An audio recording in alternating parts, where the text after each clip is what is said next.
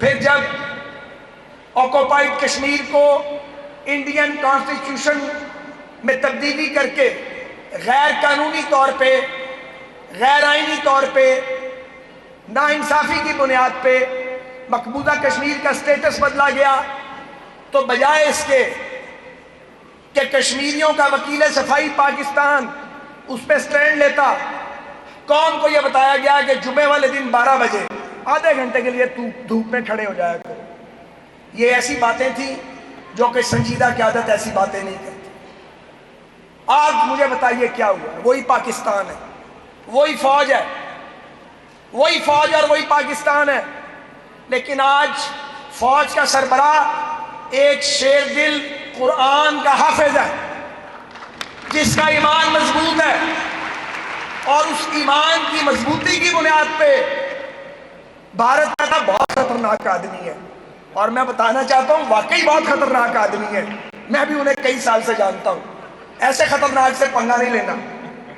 اسی طرح air chief is a great professional. میں نے کبھی تعریف نہیں کی، خاص طور پہ بڑی مشکل سے میرے منہ سے یہ تعریف نکلتی ہے، پہلی بار زندگی میں کر رہا ہوں، لیکن اگر کوئی خوبصورت ہے تو اسے ماننا پڑے گا۔ تو جو ایئر چیف ہے وہ ایک گریٹ پروفیشنل ہے، اور کچھ جو مجھے انفارمیشن ہے، میں وزیر رہا ہوں اس ملک میں 3-4 بار، کہ پاکستان ایئر فورس الحمدللہ آئی ٹی پہ ان کی بڑی کمانڈ ہے، اور ان کو معلوم تھا افواج پاکستان کو کہ ایک دن یہ امتحان آنا ہے، اور اس امتحان میں ہم نے خود بھی سرخرو ہونا ہے اور پاکستان کو بھی سرخرو کرنا ہے۔ بہت باتیں کی گئی ہیں میاں نواز شریف کے بارے میں، بہت جھوٹ بولا گیا نواز شریف صاحب کے بارے میں، بہت بڑی کردار کشی کی گئی ہے نواز شریف کی۔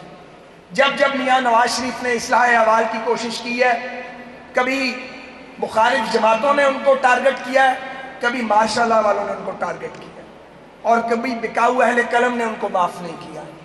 لیکن سچ تو یہی ہے کہ تمام تر عالمی دباؤ کے باوجود کتنا پریشر تھا دنیا کا، اللہ کی قیادت تھی جس میں یہ فیصلہ کیا گیا کہ ہم گھاس کھا لیں گے، عالمی پابندیوں کا سامنا کر لیں گے، لیکن ایٹمی طاقت بنانے پہ کوئی کمپرومائز نہیں کریں گے۔ اور آج اگر دشمن آپ سے خوف زدہ ہے، اگر آج عالمی طاقتیں کہتی ہیں نہیں ایٹمی لڑائی ہو جائے گی، کہہ رہے ہیں نا بھائی صاحب جو آج کل بظاہر ہم سے بڑا پیار کر رہے ہیں کہ جی وہ ایٹمی جنگ ہو جانی تھی، چند گھنٹے پہلے کہہ رہے تھے تسی جانو تے تہاڈا کام جانے، آپس ہی نبڑ لو، ساڈا کی لینا دینا۔ چند گھنٹے بعد لینا دینا بھی تھا، اور پوری رات وہ لوگ سفارتکاری کر رہے تھے۔ کیوں؟ اس لیے کہ الحمدللہ آپ ایٹمی طاقت ہے۔ اس کا کریڈٹ جہاں ایٹمی سائنسدانوں کو جاتا ہے، جہاں فوج پاکستان کی مختلف لیڈرشپس کو جاتا ہے، جہاں ایٹمی پروگرام بھٹو مرحوم سے لے کے میاں نواز شریف تک تمام حکمرانوں کو جاتا ہے، اس میں اب یہ خدا کا نظام ہے کہ وہ جو گھڑی ہوتی ہے جس میں آپ نے فیصلہ کرنا ہوتا ہے، وہ گھڑی کس کے مقدر میں آتی ہے؟ یہ گھڑی شہباز شریف کے مقدر میں آ گئی، یہ گھڑی حافظ عاصم منیر کے اور ایئر چیف بابر سدھو کے مقدر میں آ گئی، وہ گھڑی نواز شریف کے مقدر میں آ گئی۔ اس پہ انسان کچھ نہیں کر سکتا، اس پہ جلنا نہیں چاہیے، اس پہ تو خوش ہونا چاہیے، اس پہ رش کرنا چاہیے۔ اگر آپ رش کرنا شروع کر دیں تو کبھی کوئی اچھی گھڑی آپ کی قسمت میں بھی آ سکتی ہے۔ میرے عزیزو، مجھے آخر میں یہ کہنا ہے کہ یہ جنگ شروع ہوئی ہے، ختم نہیں ہوئی۔ ایک ایک بچے کو، ایک ایک فرد کو، ہر پارٹی کے لیڈر کو، ہر فوجی افسر کو، فوجی جوان کو، سول سرونٹ کو، پاکستان کے تمام اداروں میں کام کرنے والے ہر پاکستانی کو یہ پتہ ہونا چاہیے۔ کیوں؟ اس لیے کہ جو آپ کی پوشیدہ قوت تھی اس کا اظہار ہو گیا۔ اس اظہار نے بہت ساری قوتوں کو بے چین کر دیا ہوگا، نئے جال بنے جا رہے ہوں گے، اگلے مرحلے کا کھیل شروع ہو چکا ہوگا۔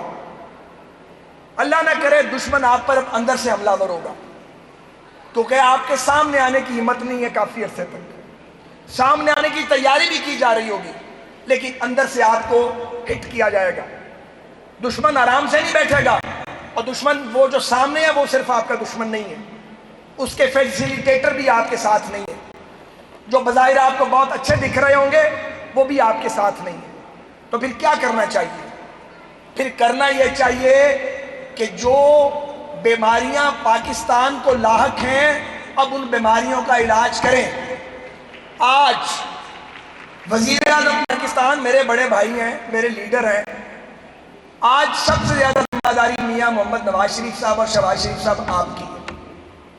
یہ بات میں بند کمرے میں بھی کہتا ہوں، پارٹی میٹنگ میں بھی کہتا ہوں، کافی عرصے سے پبلکلی بھی کہہ رہا ہوں، سب سے بڑی ذمہ داری پاکستان مسلم لیگ نون کی ہے۔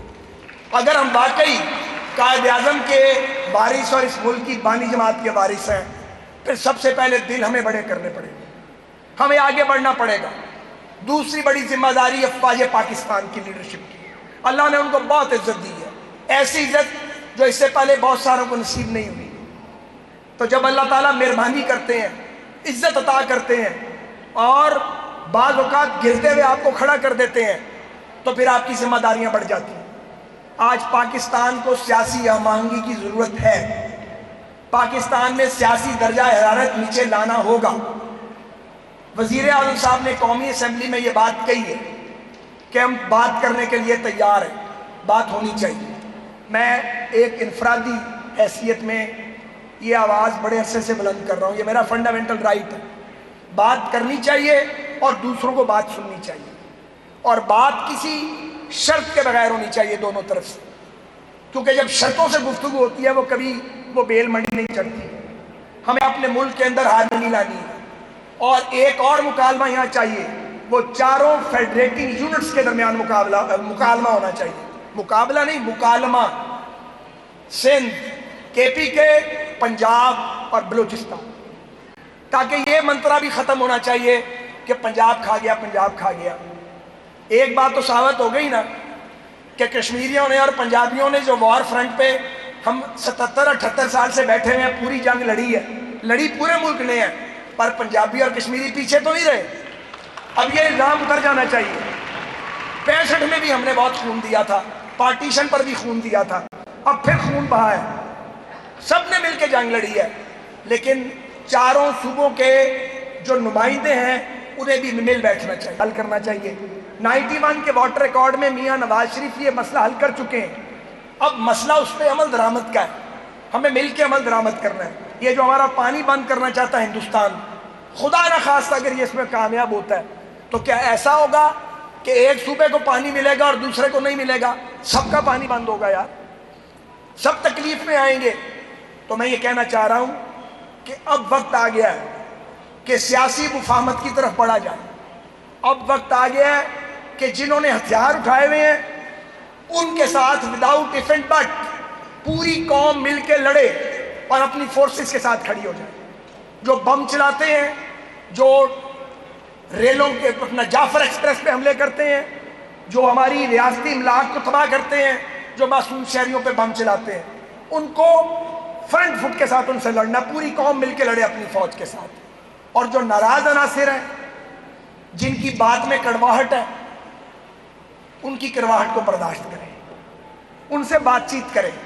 ہر وہ شخص جو آئین پاکستان کو مانتا ہے، جو سبز ہلالی پرچم کے نیچے انتخابی عمل میں حصہ لیتا ہے، آ کے وہ بات غلط کر رہا ہے یا ٹھیک کر رہا ہے، بات سننی چاہیے۔